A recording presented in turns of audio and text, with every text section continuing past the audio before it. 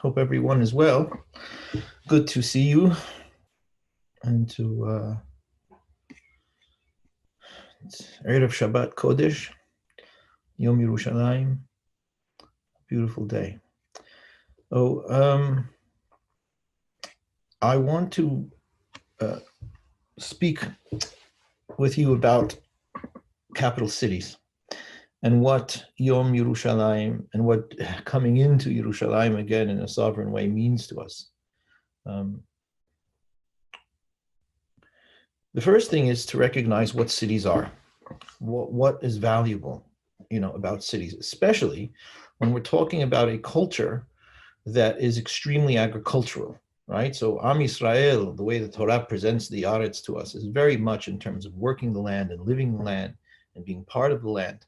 And so the birachot are in terms of the land, the rains that come, and the produce that the land puts forth, and how it is we're supposed to live. And so much of the Torah, so much of the mitzvot of the Torah are tied to the land, to what we bring from the land, how we plant and till the land, and all of our relationship to it.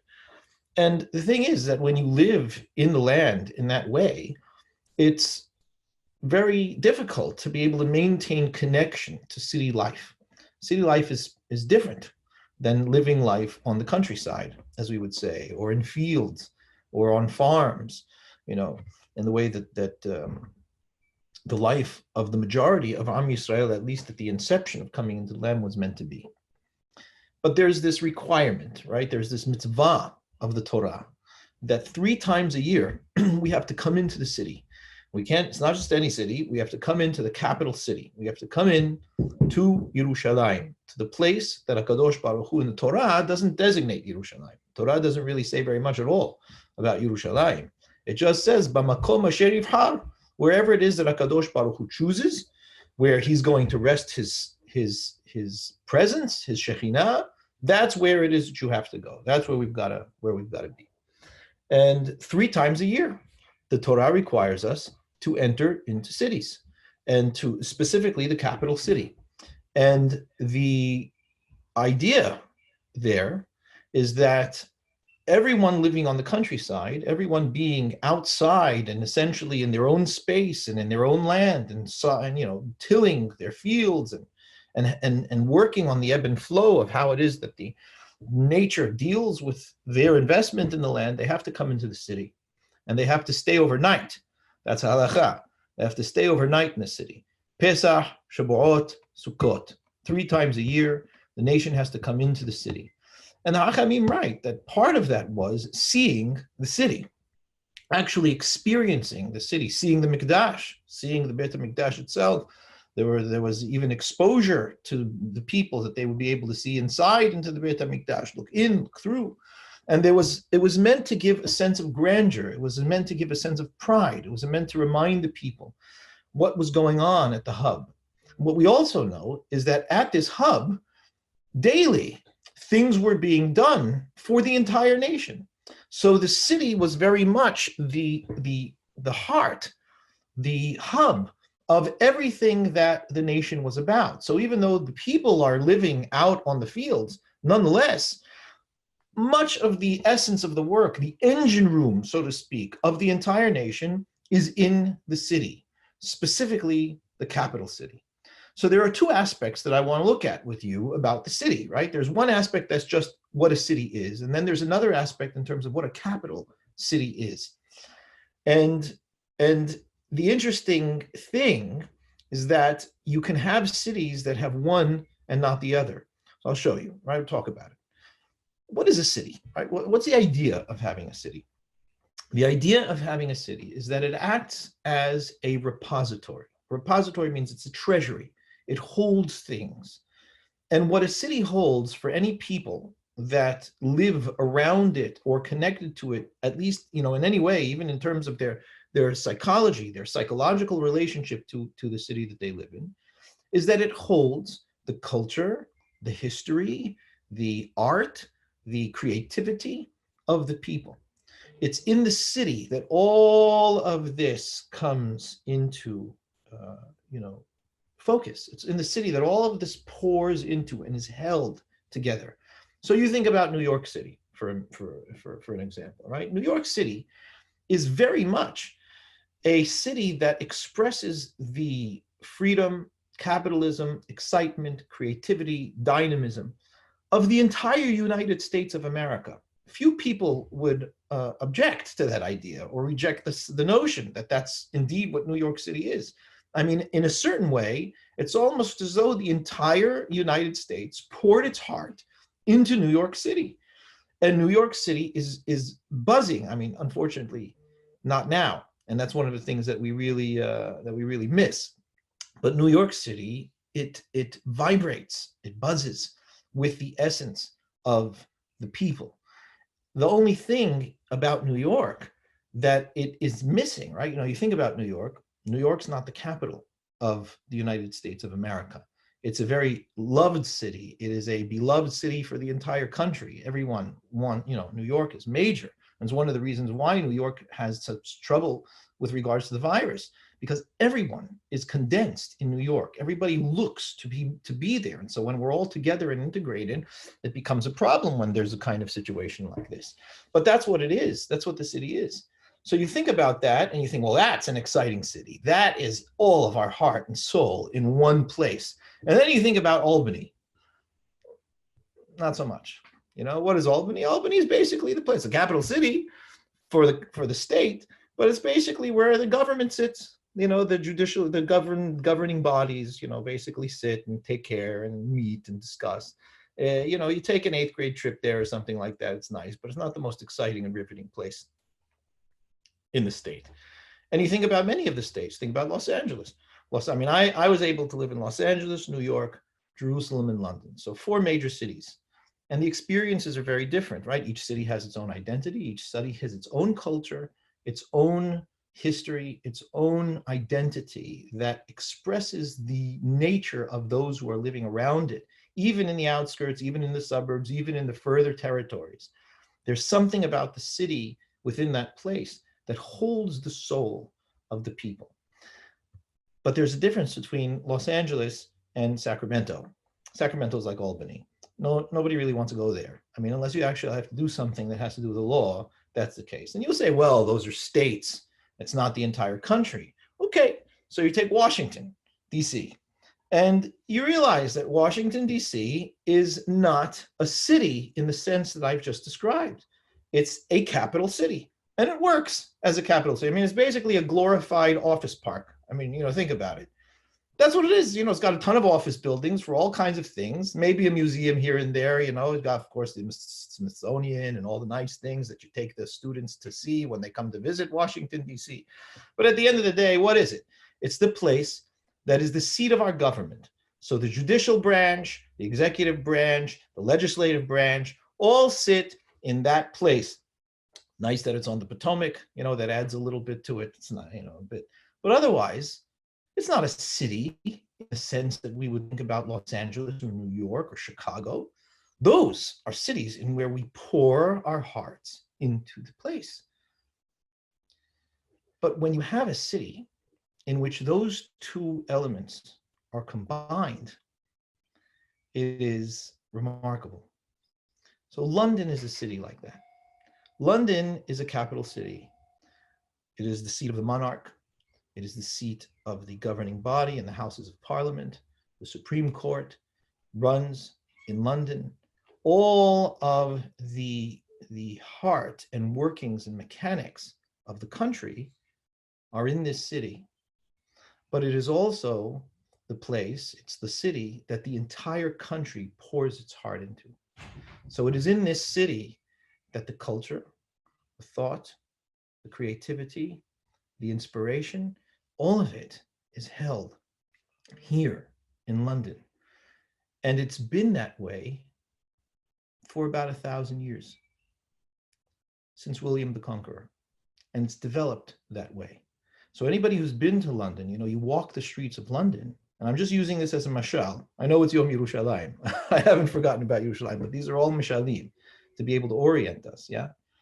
When you walk the streets of London, you cannot help but be constantly hit, immersed in the depths of culture, of history, of personality, of soul and spirit that is the essence of this entire country. It all pours in to London. And so you walk the streets, and just around my area, just to give you an example, around my area, I live in Maida Vale in St. John's Wood. You walk up the street, and there are blue plaques all over the city, blue circle plaques all over the city. Next time that you're in London, look out for them because they're remarkable. And you look up, and just up the road, just across from our synagogue, from Lauderdale Road Synagogue, there's a little flat, an apartment, and it says at the archway of that apartment, "Here lived Ben Gurion, the first prime minister of Israel." He lived right across the street from Shul. I don't know if he went to Shul. I doubt that he went to Shul, but that's where he lived. You look up the road, you walk up the road a little bit further, and you find this now boutique hotel, which used to be a grand house. And on the top of the boutique hotel says, "Here lived Alan Turing." Alan Turing, you might know, was the man who broke the Enigma during World War II. The grandfather of computing, one of the grandfathers of computing, lived up the road.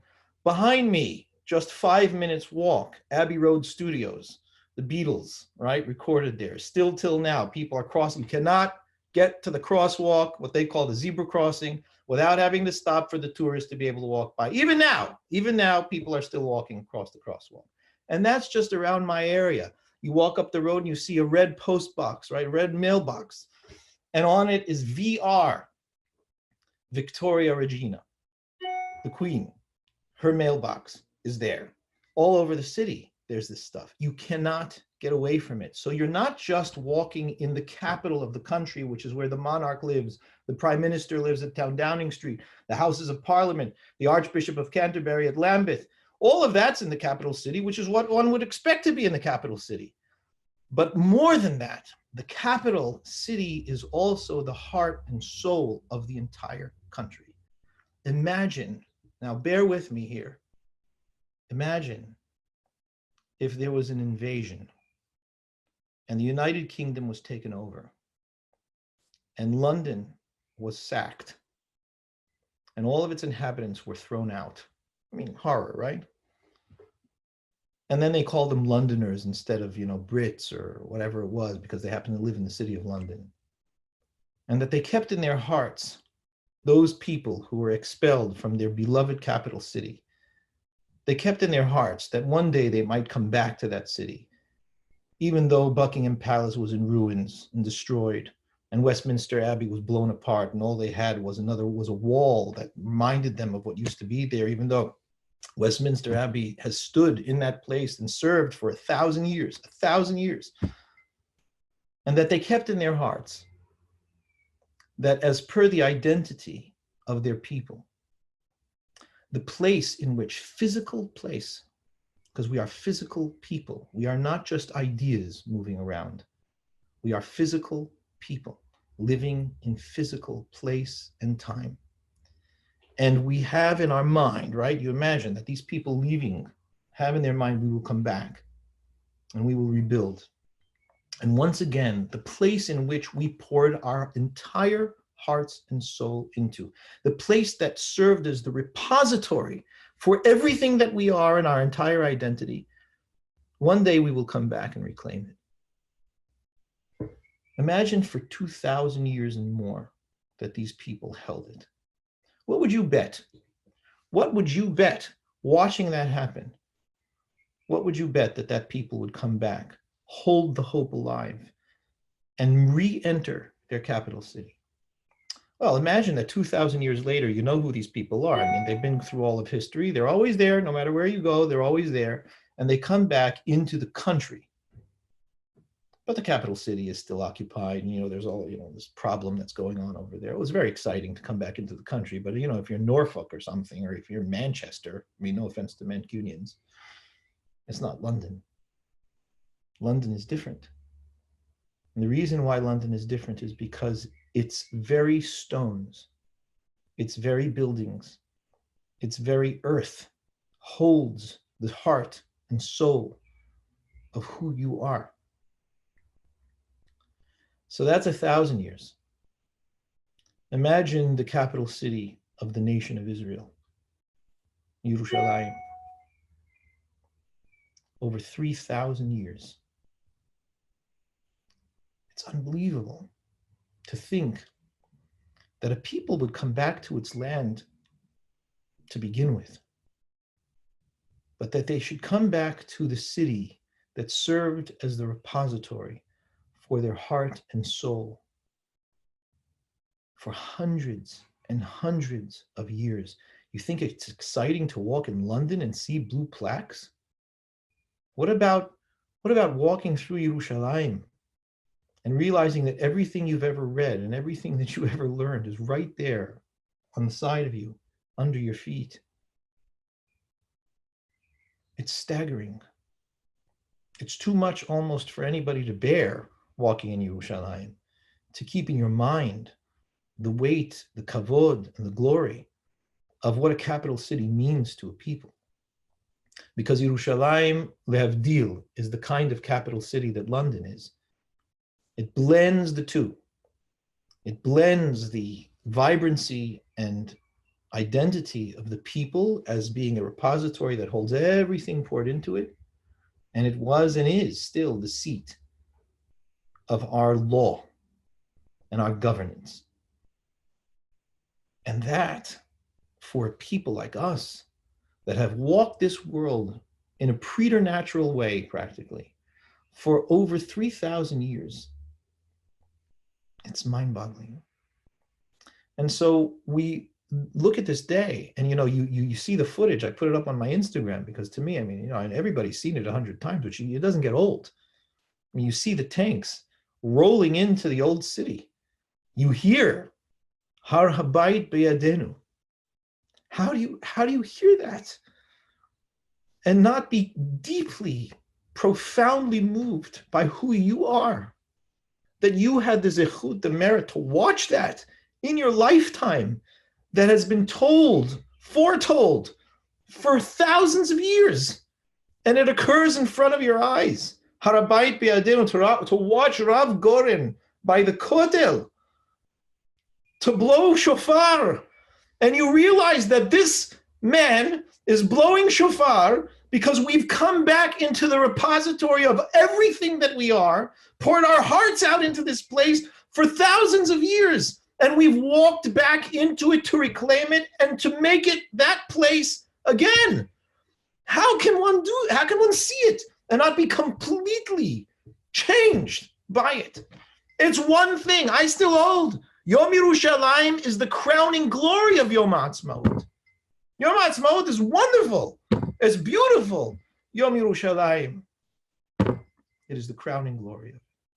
It's one thing to walk back into your land. It's another thing to walk back into the sovereignty of your own identity in the capital city that has always been everything that you are and everything that you are about, and holds it for you. And it holds it for you, waiting for you. Waiting for you. It's too much for words. It's beyond anything that we could really describe. You just have to see it. And so you know what happens when that occurs? Jerusalem becomes very contentious,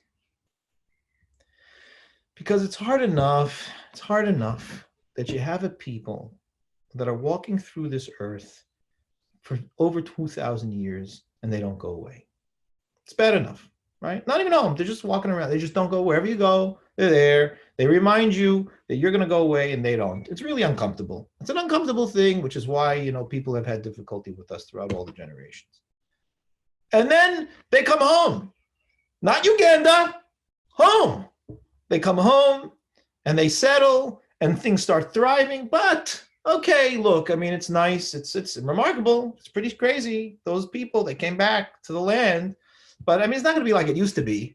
It's not going to be like it used to be. They are not what the Bible, tells us about. They're not the same people anymore. 2,500 years later, what do you expect? You're going to expect that the people are going to reclaim the identity that they used to have and the epic stories? That's not the thing. It's been too long. They've been far, far too long away from home. But then they take it. They walk back in. this rejoining of their full expression is energized again by walking into their capital city. And you don't need to do anything else than walk into your capital city and say, Har Habayit Be'adenu. 3 words that are probably the most powerful words ever uttered in Jewish history, given the whole goal of our being on this planet, given the context that led up to it. Har Habayit Be'adenu.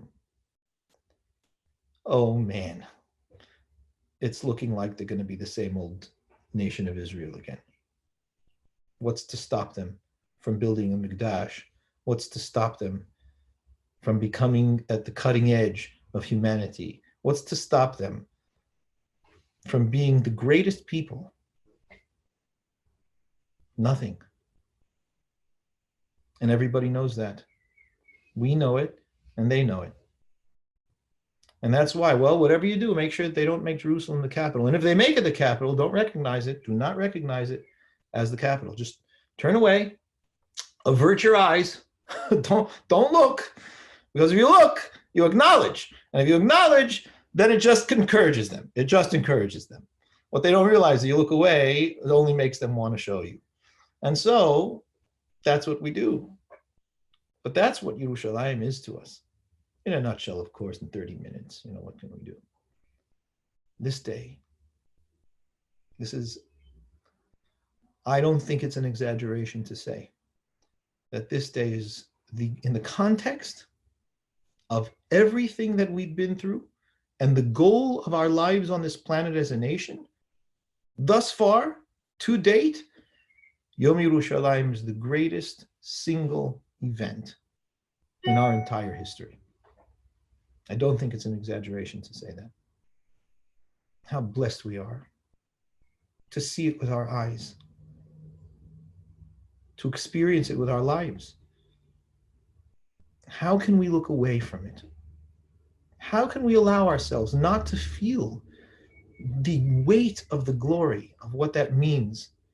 And this is key, about the relationship between God and our people. That when God makes a promise, you can take it to the bank. And that when you read, Gam biotam be'eretz oivehem lo me'astim v'lo ge'altim l'chalotam, they could be all the way out, and I will bring them back. I'll remember the covenant, Abraham, Yitzhak, and Yaakov, and I'll bring them back. If you see what we've been through up to now, and you doubt the direction in which this is all going, what more can one say and do? Bear the weight. See the glory. Remember the covenant that we have with HaKadosh Baruch Hu. Don't run from it. Don't say it's too heavy. The heaviness that you feel is a crown on your head. Nothing less. And this day is the day that tells us this is the direction that we're going in. What an unbelievable and beautiful day. Just some thoughts that I wanted to share that have carried me always, that are at the core of my life as a member of the nation of Israel. And so I hope that it was somewhat meaningful to you. I wish everyone a Shabbat Shalom, a Chodesh Tov for Sunday, and I probably will not see many of you before the Moed, so Chag Sameach. May we all be zocheh to receive again, and on different levels, the Torah, the precious Torah that HaKadosh Baruch Hu gave us, the Torah that promised us, I will keep my covenant with you, and that no matter what happens and where you go on this planet, I will bring you home. And not just home, you will be back again, sovereign again, in your capital city, in full splendor. We're seeing it in our days, nothing less. May we be zocheh to see it in its full culmination, to see it in terms of its shalom, and may HaKadosh Baruch Hu bring us through this very, very difficult time, speedily in full health and strength. I wish everyone, all of the community, and all of Klal Yisrael, that everyone should be in good health and strength, and that we should be able to come through this stronger and in shalom. Amen. Thank you.